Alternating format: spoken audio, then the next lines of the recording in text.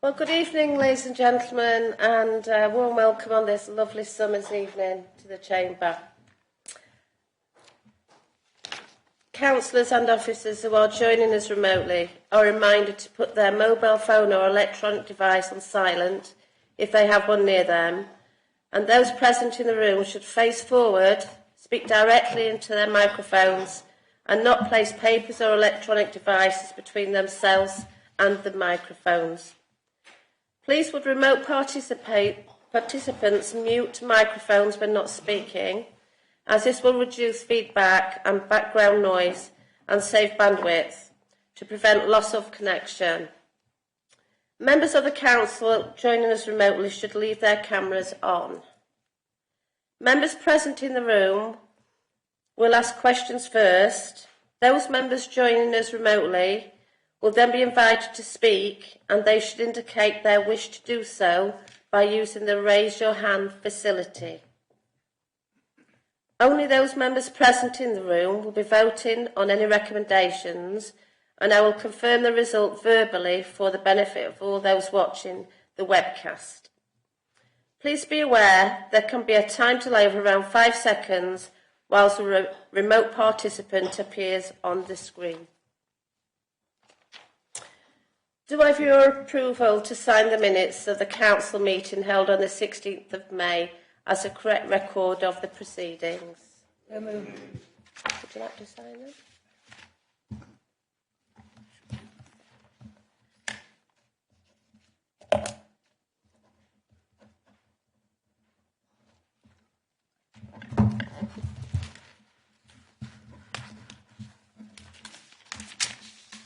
Thank you very much. Are there any apologies for absence? Yes, Chairman. Councillors Brewerton, Mrs Cook and Langlands. Thank you very much. Are there any disclosures of interest by members of personal and disclosable pecuniary interest in matters on the agenda? If so, please declare the nature of any such interest and whether members regard the personal interest as prejudicial under the terms of the Code of Conduct. No. Thank you very much. I would now like to read out my communications. And before I start, I would like to offer a warm welcome to the new elected councillor for Breed and Udimore, Councillor Neil Gordon. Welcome, sir. Thank you.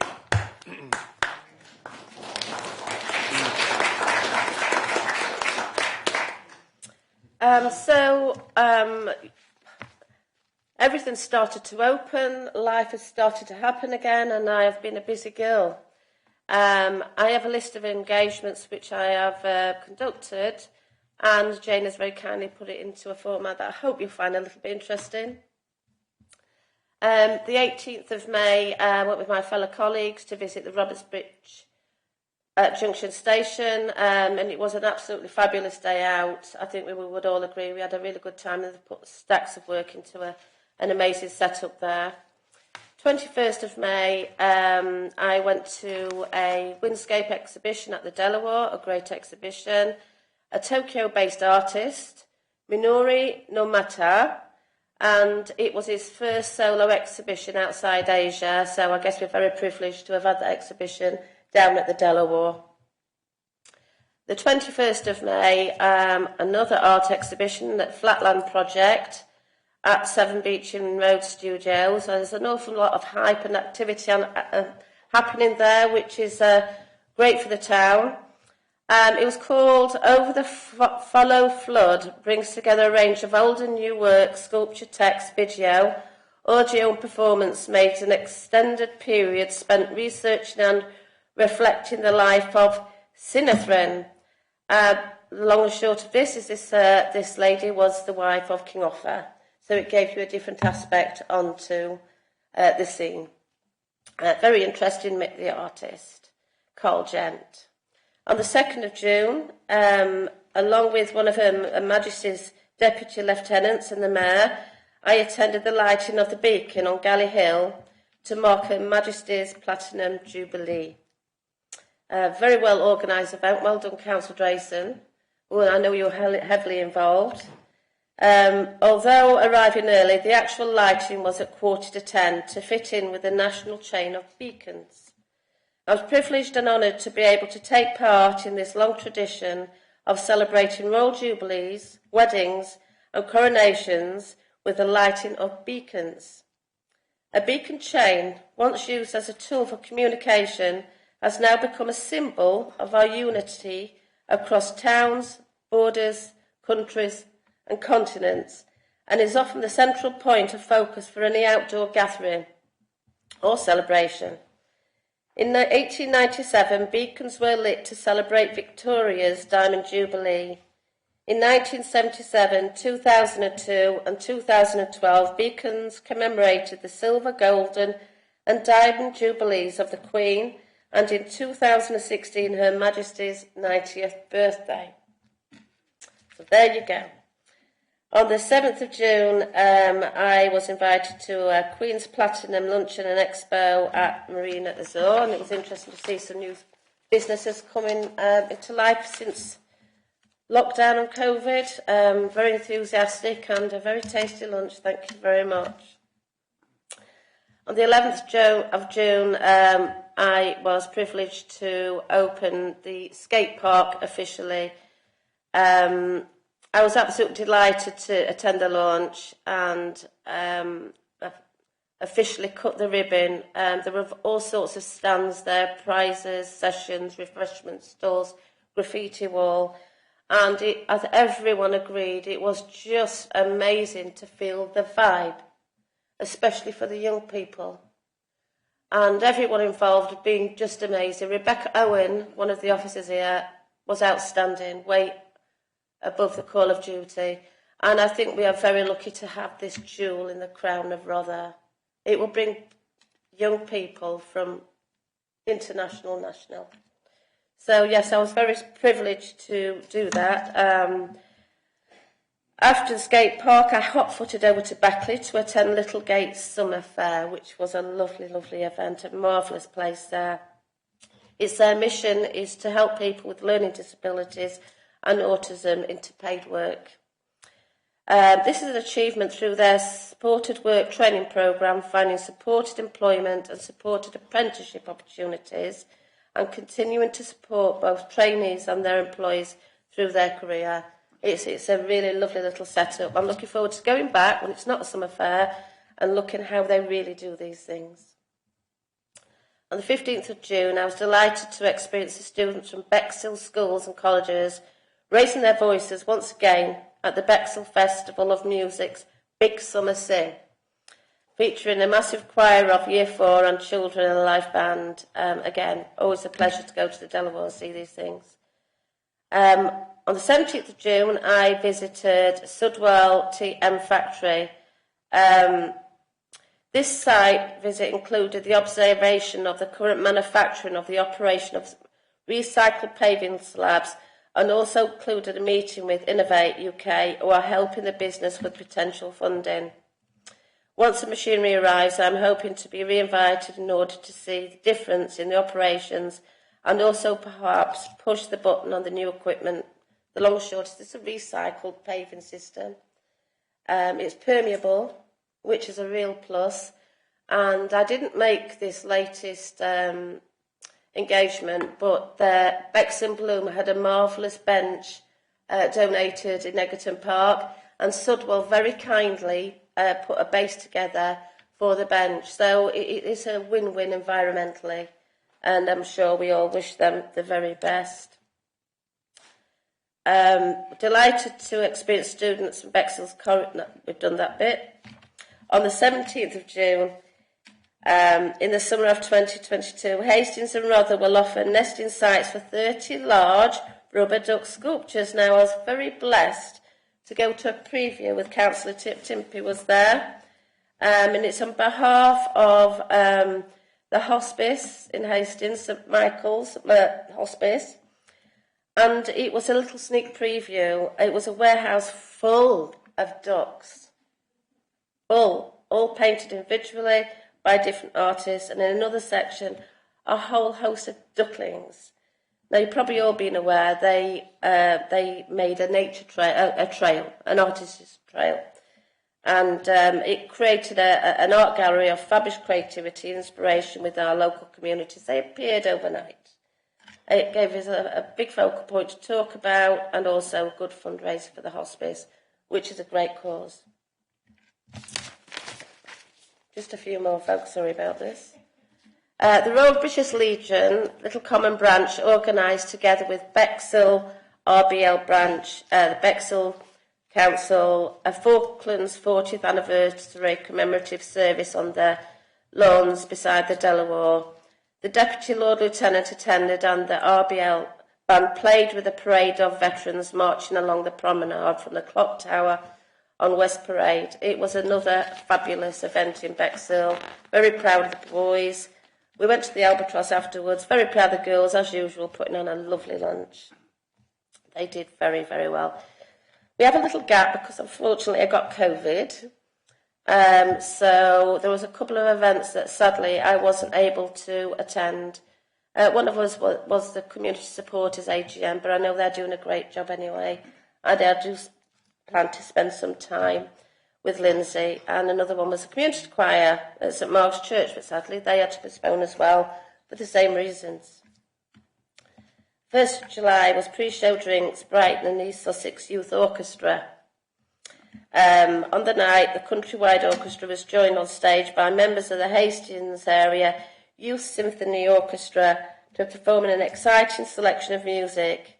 It included Gershwin's American in Paris and the Suite for PS4 flagship, Little Horizon Zero Dawn, orchestrated by the BBC Young Composer of the Year, JC D'Souza. It really was a wonderful, wonderful evening. And to see these young musicians, I mean, they're so professional. I think the Barneses were there last year with their granddaughter, weren't you? So, yeah, that was a wonderful evening. These type of things I wouldn't normally probably find the time to do, but it's great that I have. 2nd of July, I was invited to Battle Abbey School, and I had the pleasure of attending the school's end-of-year service and annual prize giving in St Mary's Parish Church, and then afterwards for a picnic on the Sixpenny Lawn and summer concert at Battle Abbey School. It was a fabulous service, and it was excellent to see all these young people all excitable getting their awards. So very, very pleasurable. The 3rd of July, my last engagement, we travelled to Arundel to St John's Sussex service of thanksgiving and dedication at Arundel Cathedral, and after at Arundel Castle. Again, I learned an awful lot of things about St John Ambulance. I always thought it was St John's Ambulance. It's not. It's St John Ambulance. Just a little thing I learned. Okay, so thank you very much indeed. That's my engagements. It's been busy, but it is fabulous to see everybody coming back and start to live life and have some fun. Thank you very much. Okay.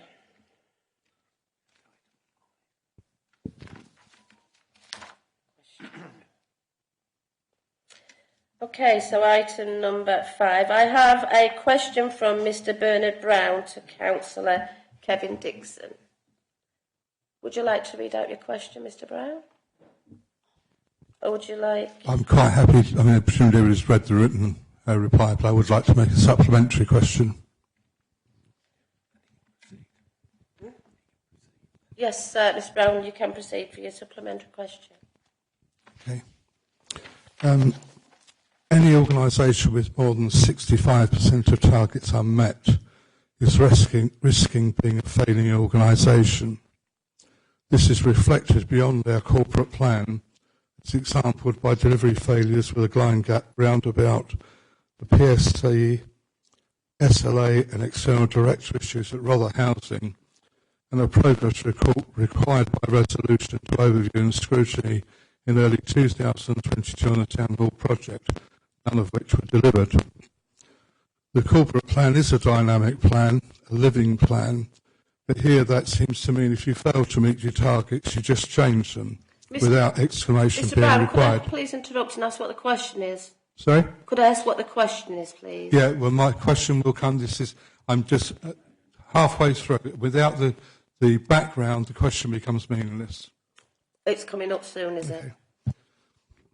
Councillor, the corporate plan is a dynamic plan, but without targets being regarded and met, then there is no explanation given here.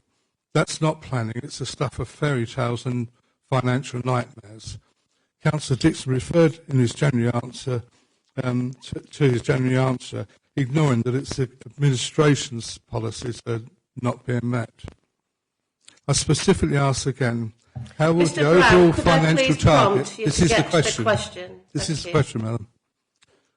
I would specifically ask again, how will the overall financial targets be met when there is a £2 million deficit in the savings target? Councillor Dixon, would you like to reply?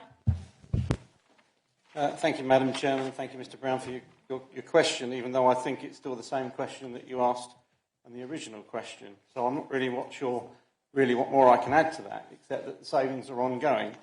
I've just written a few things down here that I will repeat again. For several meetings I've said the same thing. We've had an issue at the council with the removal of government grants, just like all councils have across the country, and these discussions are happening in every council chamber across the country because every council is in the same position. I refer back, because I have to 2011 to 2015, where this council didn't put up its council tax, and that has caused us to have currently an £88,000 per year shortage in its income. We would have had £7.9 million more in income in that period. We've also had the BIFA issue of £1 million extra that we have to pay. So these things are all long term. They've been caused over a long term, and they'll be fixed over a long term. Your reference to the 31st of March 2023 seems a little arbitrary. These are issues that are going to go on longer than that, and actually probably for years and years, while we all get used to the new regime of councils not having any grants from the government. And as I said, there's going to be an awful lot of councils who are in an awful lot worse position than we are. Thank you, Madam Chairman. Thank you, Councillor Dixon. Mr Brown, you're welcome to join us, or you may leave. Have a lovely evening. Item number 7 to number 6. Do we have any questions from the... No? Thank you. Item number 7, to receive the report of the Cabinet on matters for determination by full council at its meeting held on the 27th of June. Councillor Oliver.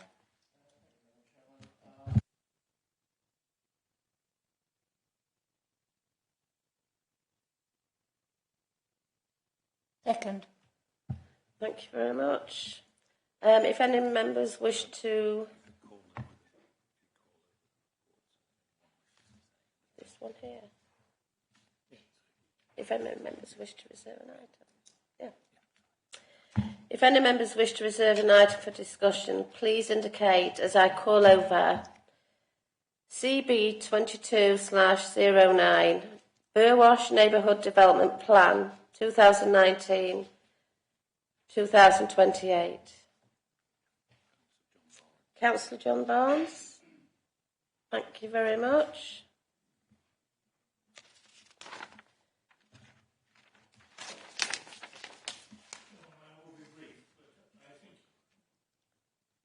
Apologies.